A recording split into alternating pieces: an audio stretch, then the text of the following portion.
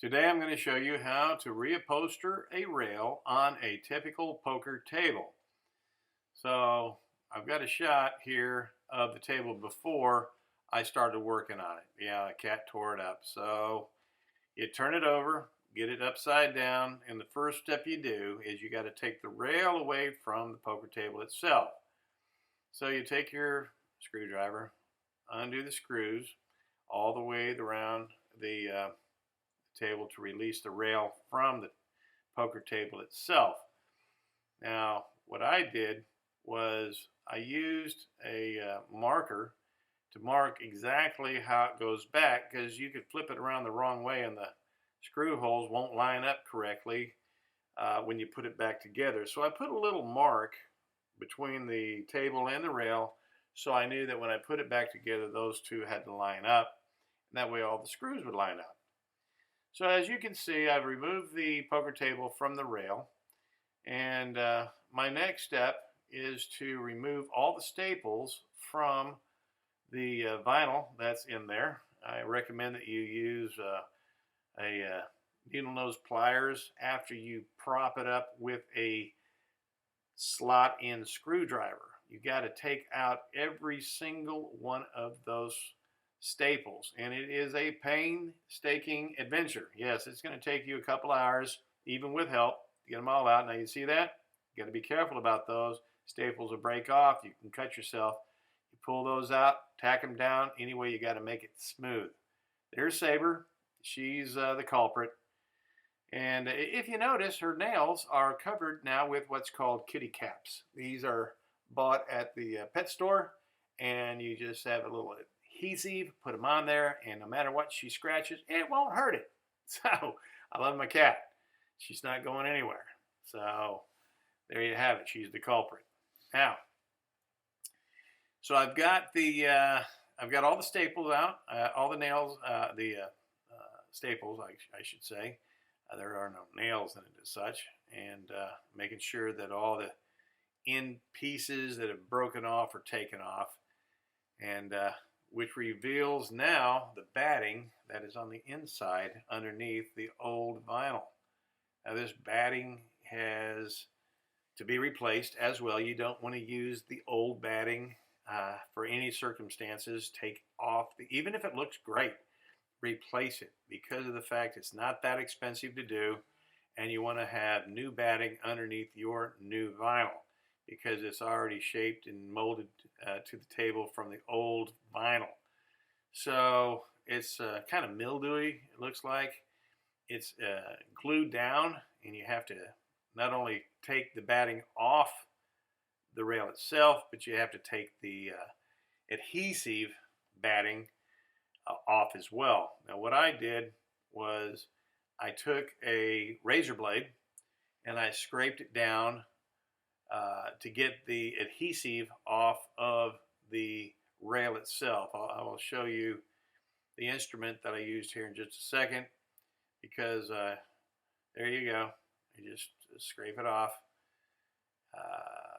I took it outside because it's kind of a messy project. Put it down there, sanded it down. There, of course, is the table without the rail on it. And we actually played poker on this table, and the cards just slid right off the side. So now we know why they have a rail. Stop the cards if you're throwing cards at the next person.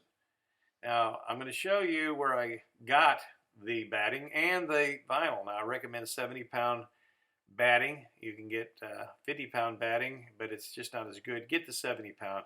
Get the good stuff. It costs about twice as much as the cheap stuff, but it's really not that expensive as it comes, because I'm going to show you right now where I got it.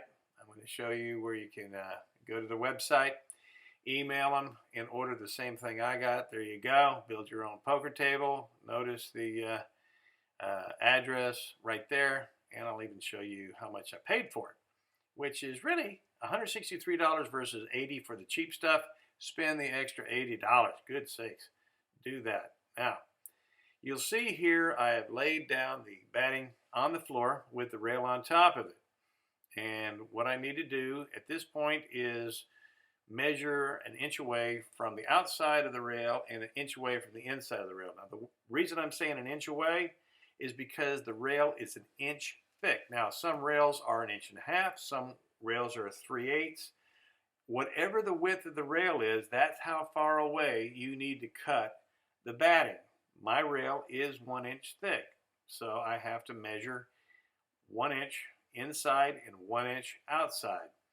So I've done a rough cut here just to get it ready for the final cut. So I've got a template to use to get it exactly 1 inch away from the rail. And for some reason I was thinking I had to have it 2 inches away from the outside. So I drew a marker 2 inches from the outside, but I found out later that I needed to trim that back to 1 inch on either side. Now, while I got a little bit of time here, I'll tell you, I got the poker table and brought it home from a guy that lived nearby, and he just didn't need a poker table, and I got it even though he won it in the raffle. So $150 poker table. I mean, it's I found out it's worth about $1,000, handmade, complete the way it is now. And as far as redoing a table yourself is a whole lot cheaper than having someone else do it for you. So I've got the markings in there, trimmed it down, and 1 inch on the outside, on the inside, 2 inches on the outside, which I found out later that I needed to cut that back, and you'll see I've corrected that. Get you some tacky glue. That's a good adhesive for your new batting to be cemented down. There's my granddaughter Sky. She's just wanting to see what's going on, so got a shot of her in the picture. And this is when I discovered, hey, I made it too wide on the outside of the rail. So you fold it up just to check. Guess what? You don't want to have the batting any further away than the flush end of the table. You see how I'm pulling it forward so you can see? That's where you want to cut it. And so I measured it and I trimmed it back to 1 inch on the inside and 1 inch on the outside. So take a look at it before and now after. You can see it's trimmed perfectly well. I've got the vinyl underneath. I've taken and stretched it out, and I pulled it over, stapled it down. Notice I trimmed it back later. That's the top of the table. As far as when we flip it over, and then we flipped it back, and we have to cut out the middle now. So I did a rough cut about 6 inches in. Notice how I figured the 6 inches. I used a ruler, attached a Sharpie to it with tape, then cut it out. And we want to be sure on the turning edges there that you cut it back like you see there, about halfway in, so because it spreads out. Notice how it's spread out around the edges to tack down. So you staple it, tack down that way, and you're almost done, because this is the finished product. Now, I want to thank you all for watching our video. I want to thank you all for trusting in me, and please hit the subscribe button